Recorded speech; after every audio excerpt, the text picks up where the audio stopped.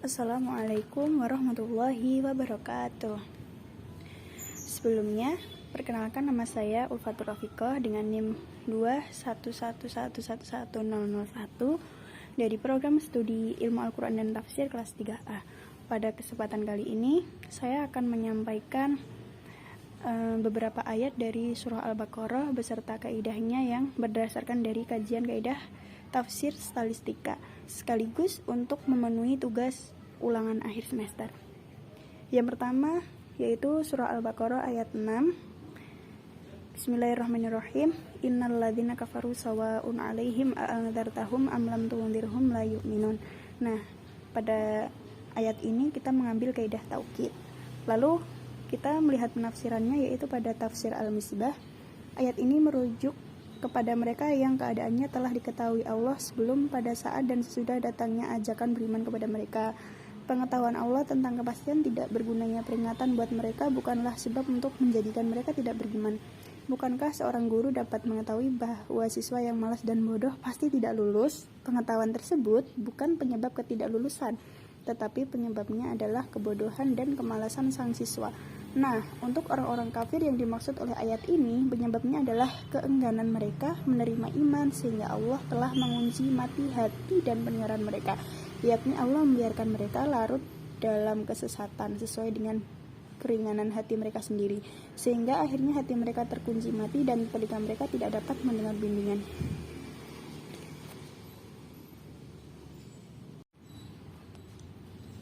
Dan pada penglihatan mereka pun ada penutup, sehingga tanda-tanda kebesaran Allah yang terhambat di dalam alam raya tidak dapat mereka lihat, kecuali fenomenanya saja. Pada gilirannya ini menjadikan mereka wajar mendapat siksaan yang amat pedih.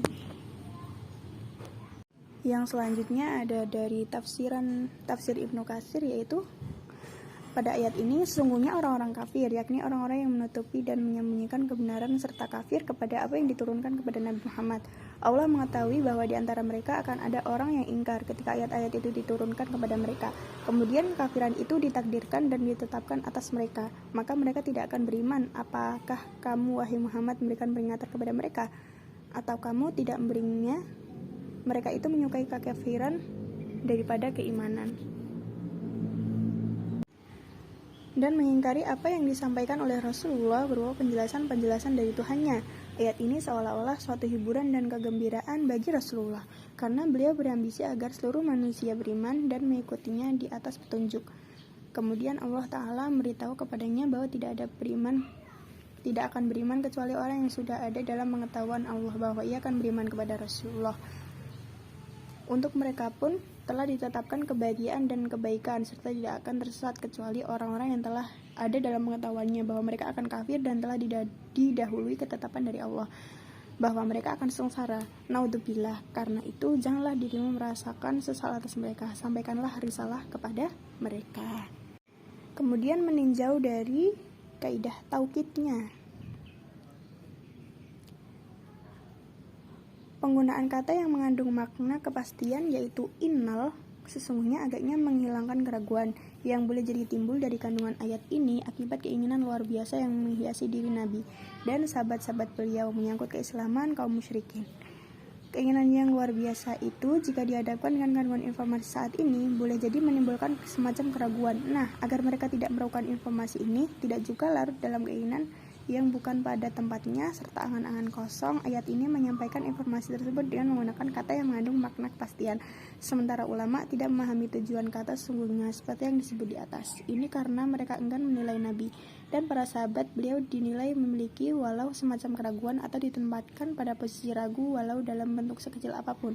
Atas dasar itu, mereka memahami kata sesungguhnya pada ayat ini sekedar sebagai penguat kandungan berita itu. Penguatan ini diperlukan karena sikap kaum musyrikin yang menolak keimanan walau setelah peringatan yang demikian jelas sungguh aneh dan ajaib.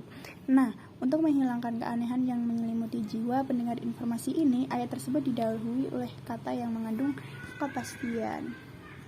Selanjutnya, ayat yang kedua yaitu pada surah Al-Baqarah ayat 276 yang berbunyi Bismillahirrahmanirrahim yamhaqullahu riba wa yurbis shadaqah wallahu la yuhibbu kulla kafarin athim.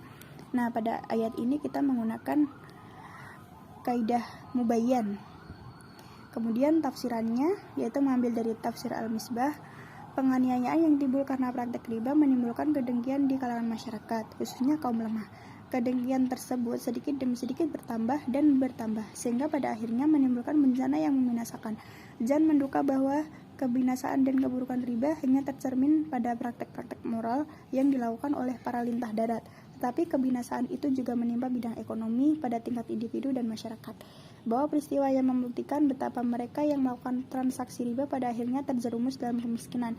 Demikianlah Allah memusnahkan riba sedikit demi sedikit, tidak terasa oleh pelakunya, kecuali setelah nasi menjadi bubur. Lawan riba adalah sedekah. Tidak heran jika Allah menyuburkan sedekah seseorang yang bersedekah dengan tulus akan merasakan kelezatan dan kenikmatan membantu.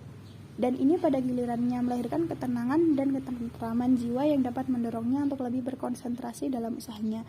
Di sisi lain, penerima sedekah dan infak dengan bantuan yang diterimanya akan tapi mendorong terciptanya daya beli dan penambahan produksi. Itu sedikit dari fungsi sedekah dan infak dalam pengembangan harta. Kemudian mengambil penafsiran dari Al-Marawi, yaitu di dalam ayat-ayat yang lalu dikemukakan masalah sedekah, dan orang yang bersedekah adalah orang yang memberikan harta benda tanpa mengharap imbalan, kecuali dari Allah. Dalam ayat-ayat yang sekarang dibahas berkisar pada masalah riba, karena orang yang berbuat riba itu mengambil harta tanpa adanya imbalan yang memadai.